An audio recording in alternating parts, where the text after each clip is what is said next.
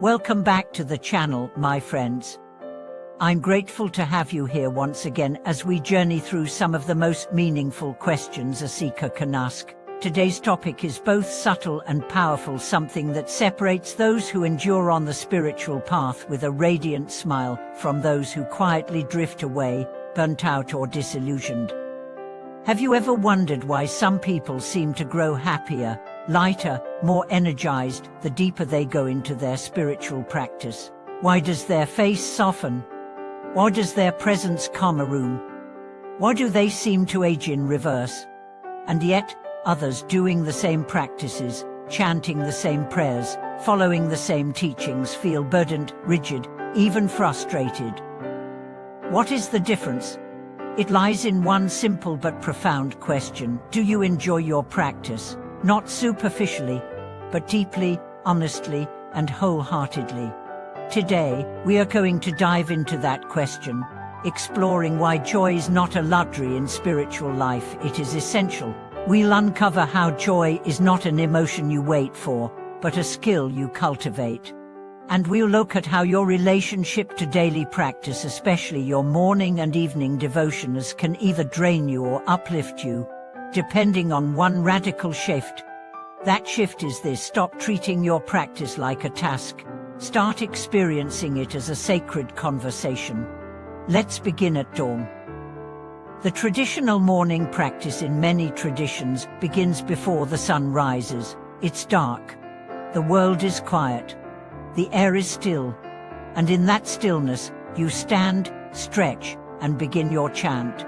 Maybe it's a mantra, maybe it's a sutra, maybe it's just silence. At first, it feels mechanical. You're sleepy. Your body is stiff. But then something happens. Your voice joins the rhythm of the bell, the wooden fish, the charm.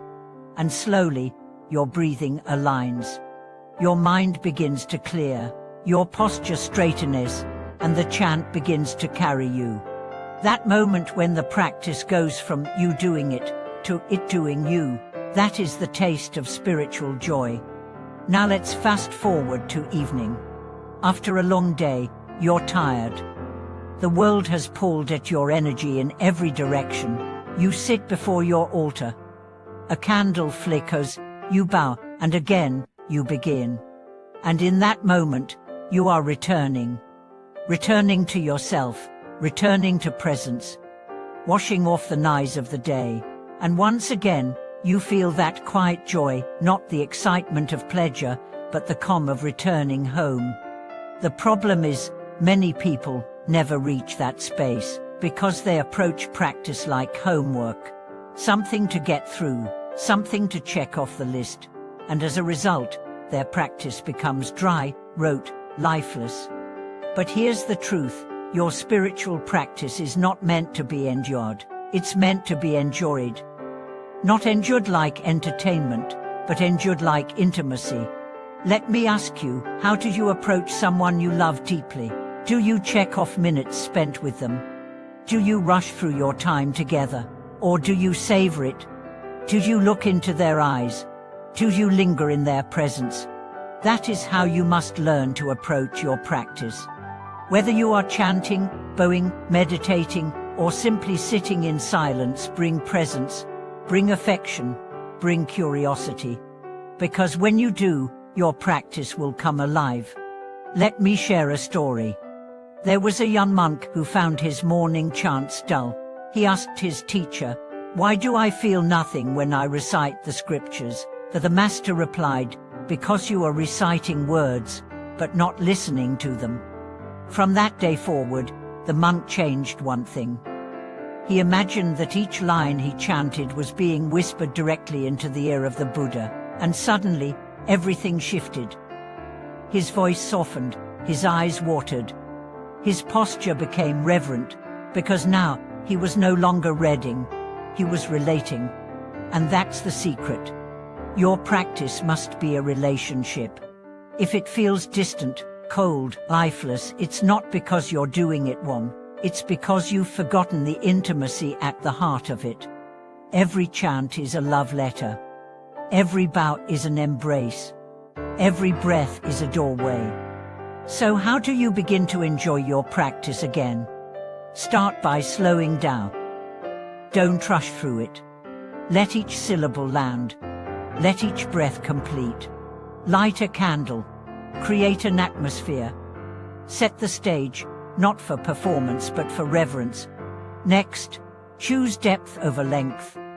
It's better to chant one line with full heart than 1,000 with distraction. It's better to bow once with sincerity than 100 times in routine. Then, use your imagination. Visualize. When you chant, see the Buddha in front of you. When you recite a mantra, imagine your heart glowing with every repetition.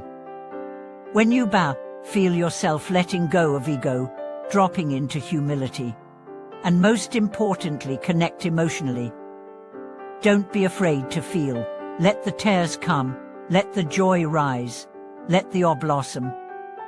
This is not weakness. This is awakening. You see, joy is not a mood. Joy is the natural perfume of sincerity. When you love what you're doing, not because it's easy, but because it's sacred, then your energy changes. Your presence changes. Your face changes.